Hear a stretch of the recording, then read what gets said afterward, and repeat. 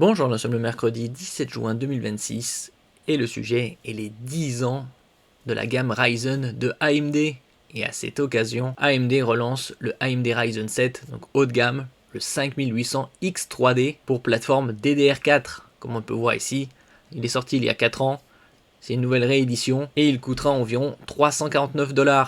Nous verrons par la suite également d'autres CPU en comparaison dans cette même gamme de prix. Octo-cœur, 16 threads et une cadence allant jusqu'à 4,5 GHz. L'avantage avec le X3D, 3DV cache, c'est davantage de cache en 3D qui permet au CPU de traiter davantage d'informations. Ici 100 mégaoctets de cache, 4 mégaoctets en L2 et 96 mégaoctets en L3 avec un TDP de 105 watts.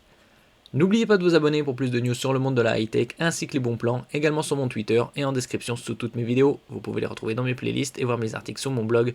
Tous les liens seront en description.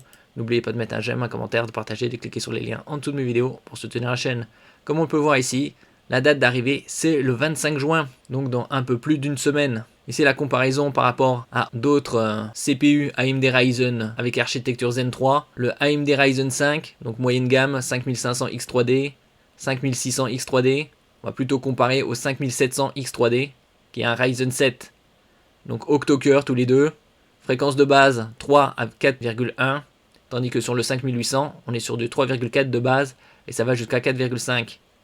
Cache L3 96 mégaoctets, donc très important, TDP 105 watts, et donc sorti le 25 juin. Actuellement, on peut trouver par exemple des CPU AMD Ryzen 7 5800 XT à 304€. C'est pas des 3DV cache. En revanche, ils utilisent la technologie DDR4 pour la RAM et ça va jusqu'à 128 gigaoctets. Et ici, le cache L3 est de 32 mégaoctets, donc 3 fois moins. Concernant le Ryzen 7 5800X3D, c'est 3 fois plus de cache en L3, puisque c'est la technologie 3DV cache, et il coûtera une cinquantaine d'euros de plus que celui-ci. En technologie 3DV cache, on a par exemple les AMD Ryzen 7 7800X3D, à ici 357€, 96 mégaoctets de cache en L3, 8 cœurs, 16 threads, et un boost de fréquence plus important, ici on est sur du 5 GHz. En revanche, c'est un socket AM5 et il utilise de la RAM DDR5.